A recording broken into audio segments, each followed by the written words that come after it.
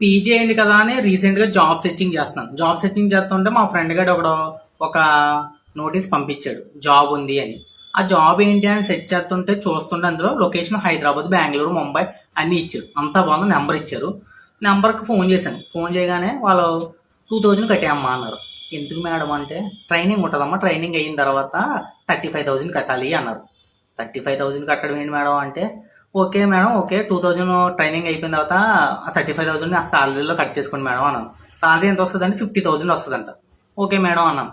సరే ఇంతకీ ట్రైనింగ్ ఏంటి మేడం అంటే ట్రైనింగ్ ఇప్పుడు చెప్పరమ్మా, అక్కడే చెప్తారమ్మా, ఫస్ట్ 2000 కడేయాలి అన్నారు. 2000 కట్టడం ఏంటి మేడం, ఆ 2000 ఉంటే జాబ్కి ఎందుకు వస్తాం మేడం, ఆ 2000 లేక కదా జాబ్ చేద్దాం అనుకుంటున్నాం, మేము బ్యాచిలర్స్ మేడం, పీజీ మేడం అంటే పోనీ జాబ్ వచ్చిన తర్వాత ట్రైనింగ్ ఇచ్చిన తర్వాత ఒక 40,000 తీసుకోండి మేడం, 2000 ప్లస్ 35,000 37 అవుతుంది కదా మేడం, ఇంకొక 3,000 యాడ్ చేసి 40,000 తీసుకోండి మేడం అన్నాను. అబ్బబ్బా అలాంటివి అవుదామమ్మా, డైరెక్ట్గా జాబ్ జాయిన్ అవ్వాలంటే 2000 కట్టాలి, ఇది ఏంటంటే ప్రాసెసింగ్ ఫీజు అమ్మా, మీకు లెటర్ గట్రా రాస్తారు కదా అప్లికేషన్ ఫీజు అమ్మా అని చెప్పారు.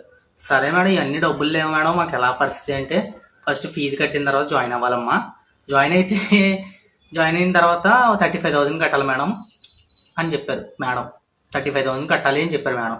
అన్ని డబ్బులు ఉంటే మేము చేస్తాం, ఫేక్ నా కొడుకులు మొత్తం అందరూ ఫేక్ ఎదవలు.